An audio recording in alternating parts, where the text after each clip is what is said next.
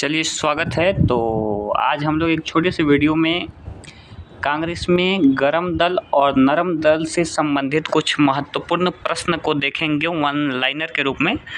तो चलिए स्टार्ट करते हैं। और पहला है, राष्ट्रीय आंदोलन में किसको नरम दलीय तौर पर नहीं जाना जाता था?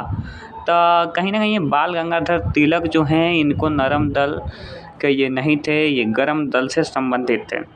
नेक्स्ट, मेजनी किस विचारधारा से जुड़ा था? तब मेजनी गरम दलीय विचारधारा से वीर सावरकर मेजनी को अपना आदर्श मानते थे। इससे इटली का संपंदित हृदय कहा जाता है। यानी जो मेजनी थे ये गरम दल के थे और जो वीर सावरकर जी थे ये मेजनी के विचारधारा को मानते थे।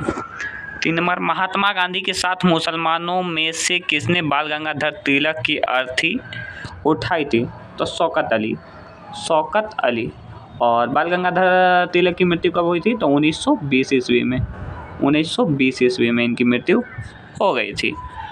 और इसके बाद, भारतीय राष्ट्रीय कांग्रेस को किसने भीख मांगने वाली संस्था कहा? तो ये तिलक जी ने भारतीय राष्ट्रीय कांग्रेस को भीख मांगने की संस्था कहा था। भारतीय राष्ट्रीय आंदोलन गरमपंथियों के प्रभावाधीन कब आया? 1906 के बाद। हम लोग को पता है 1906 के बाद 1907 ईस्वी में सूरत अधिवेशन हुआ जिसमें गरम दल और नरम दल 2 भागों में बट गया कांग्रेस। और इसके बाद, भारत के स्वतंत्रता आंदोलन के प्रारंभिक दौर में उग्रवादी विचारधारा को कौन सा एक निरूपित करता है?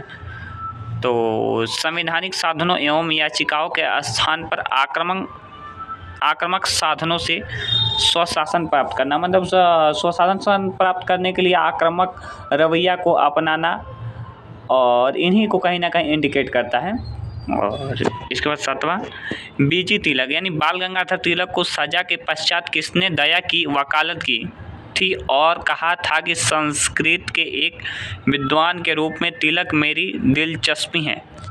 तो कहीं ना कहीं इसका आंसर है मैक्स मूलर। नेताओं में से कौन एक स्वदेशी समर्थक थे? अरविंद घोष। स्वदेशी समर्थक थे अरविंद घोष। कौन सा नेता कांग्रेस के गरम दल से संबंधित था? अरविंद घोष गरम दल से संबंधित थे। कौन मध्य मार्गी नहीं था? बाल गंगाधर तिलक मध्य मार्गी नहीं थे। कौन उग्र राष्ट्रवादी नेता नहीं था?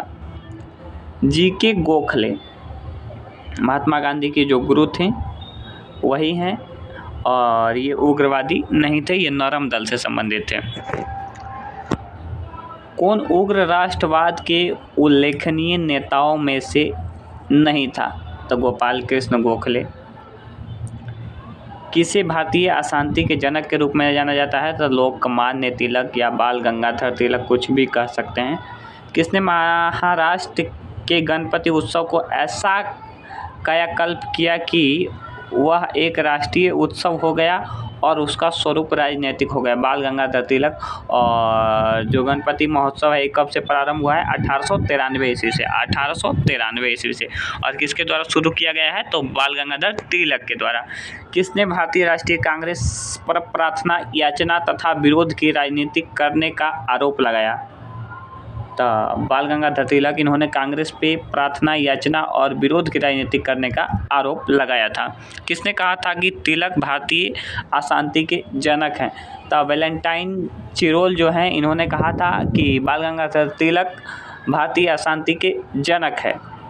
किसके नेतृत्व में कांग्रेस की प्रार्थना और याचना की नीति अंतोगत्वा समाप्त हो गई, माने पूर्णतः समाप्त हो गई? तो बाल गंगाधर तिलक के नेतृत्व में। किस स्वतंत्रता संग्रामी ने धर्म का उपयोग राजनीतिक अस्त्र के रूप में किया? बाल गंगाधर तिलक ने। और गणपति महोत्सव किसके द्वारा चालू किया गया था? तब बाल गंगाधर तिलक के द्वारा। कब? 1893 ईस्वी को। 1893 ईस्वी में। किस आंदोलन के कारण भारतीय राष्ट्रीय कांग्रेस का विभाजन हुआ जिसके परिणाम स्वरूप गरम दल और नरम दल का उद्भव हुआ? तो स्वदेशी आंदोलन। स्वदेशी आंदोलन कब हुआ था? तो स्वदेशी आंदोलन 1906 ईस्वी में हुआ था।